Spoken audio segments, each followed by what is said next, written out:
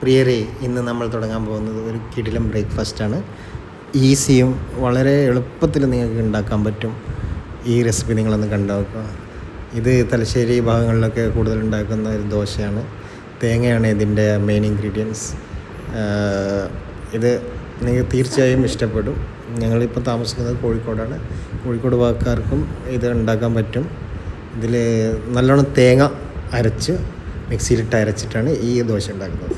അല്ല, എൻ്റെ ഭർത്താവിന് ഉണ്ടാക്കാൻ അറിയില്ല ഗായ്സ്. ഇത് ശരിക്കും നമ്മളെ സാധാ ചോറ് വെക്കുന്ന അരി കൊണ്ട് ഉണ്ടാക്കുന്ന ആണ്. അതിൽ തേങ്ങയും കൂടി ഇട്ടിട്ട് മിക്സ് ചെയ്ത് ആവശ്യത്തിന് ഉപ്പിട്ടിട്ട് ചെയ്യുന്നതാണ്. എൻ്റെ ഭർത്താവിന് ഇത് തിന്നാനേ അറിയുള്ളൂ ഗായ്സ്. പിന്നെ നമ്മളൊരു ചെറിയ വളരെ സിമ്പിളായിട്ടുള്ളൊരു മുട്ടക്കറിയാണ് ഇതിലുണ്ടാക്കുന്നത്. അതെൻ്റെ ഹസ്ബൻഡിൻ്റെ പെങ്ങളുടെ റെസിപ്പിയാണ്. എന്തോ ഞങ്ങൾക്കിത് ഭയങ്കര ഇഷ്ടമാണ്. ഇത് ഉണ്ടാക്കുന്നത് കാണുമ്പോൾ മറ്റുള്ളവർക്ക് ഇഷ്ടപ്പെടുമെന്ന് അറിയില്ല. ഇത് ഞാൻ പറയാം. ഇതിന് ഉള്ളിയും പച്ചമുളകും മാത്രമേ ആവശ്യമുള്ളൂ. നല്ല എരിവാണ്ടൽക്ക് നല്ല പച്ചമുളക് കൂടുതൽ ഇട്ട് കൊടുത്താൽ മതി. പിന്നെ ഇതാണ് മഞ്ഞളാണ് അതിൻ്റെ ഒരു ടേസ്റ്റ് കൂടുന്നത്. മഞ്ഞൾ മാത്രമല്ല ഗൈസ്, മഞ്ഞൾ ഇട്ടിട്ട് തേങ്ങ അടിച്ചെടുക്കണം. മഞ്ഞളും ഇച്ചിരി മുളക് പൊടി ഇട്ടിട്ട് തേങ്ങ നല്ലോണം അടിച്ച് നല്ല അരച്ചെടുത്തിട്ട് അതിലേക്ക് യോജിക്കുക ചെയ്യാം. എന്നിട്ട് അത് ഏകദേശം തിളച്ച് വന്നുകൊണ്ടിരിക്കുന്ന സമയത്ത്, തേങ്ങൻ്റെ അരപ്പ് തിളച്ച് വരുന്ന സമയത്ത് നമ്മളെന്ത് ചെയ്യണം? നമ്മൾ 2 മുട്ട അവിടെ എടുത്ത് വെക്കണം. 2 മുട്ട എന്ന് പറയുന്നത് ഞങ്ങളുടെ ഒരു പ്രയോറിറ്റിയാണ്. അത് നിങ്ങൾക്കും താല്പര്യം തന്നെയാണെന്നുണ്ടെങ്കിൽ 2 മുട്ട ഇടാം, അല്ലാത്തവർക്ക് 1 മുട്ട ഇടാം. 1 മുട്ട ഇട്ടുകയാണെങ്കിൽ ഒരു കറി പോലെ കിട്ടും. 2 മുട്ട ഇട്ടാൽ അതിൻ്റെ കൺസിസ്റ്റൻസി ഒന്നുകൂടെ ടൈറ്റ് ആവും. ഓക്കെ, അപ്പോൾ ഞാൻ 2 മുട്ട ഇട്ടിട്ടുണ്ട്. ഞങ്ങൾ 2 ആൾക്കാരാണ്, അതുകൊണ്ട് 2 മുട്ട ഇട്ടു.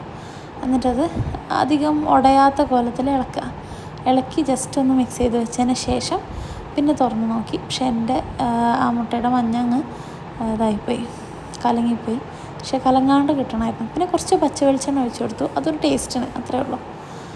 അങ്ങനെ നമ്മൾ ഫുഡ് കഴിക്കാൻ വേണ്ടിയിട്ട് എല്ലാം റെഡിയായി ബ്രേക്ക്ഫാസ്റ്റിലേക്ക് ഇങ്ങനെ കിടക്കുകയാണ്. അപ്പോഴാണ് കിച്ചൻ്റെ അവസ്ഥ കണ്ടപ്പം വല്ലാത്തൊരു ക്ഷീണം ഫീൽ ചെയ്തു. ഒരുപാട് നന്നാക്കാൻ കിടക്കുന്നുണ്ട്. എന്തായാലും ഞാനല്ലാണ്ട് വേറെ ചെയ്യാനാ.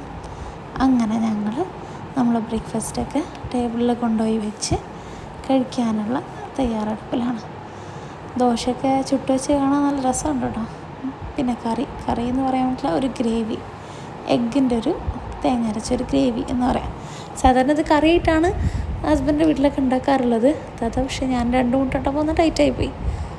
എന്നാലും നല്ല ടേസ്റ്റുണ്ട്. ടേസ്റ്റിനൊരു മാറ്റമില്ല. അങ്ങനെ അത് ഒരു പ്ലേറ്റിലേക്ക് 2 ദോശയൊക്കെ ഇട്ട് ഞാൻ ഒരു ഇച്ചിരി കറിയൊക്കെ ഒഴിച്ച് ഒന്ന് ടേസ്റ്റ് ചെയ്ത് നോക്കാമെന്ന് വിചാരിച്ച് ഒരു കഷ്ണം ദോശ അതിൽ നിന്ന് പിച്ചിയെടുത്ത് മുട്ടൻ്റെ ഗ്രേവിയോട് ഒന്ന് വായിലിട്ടു. സൂപ്പർ.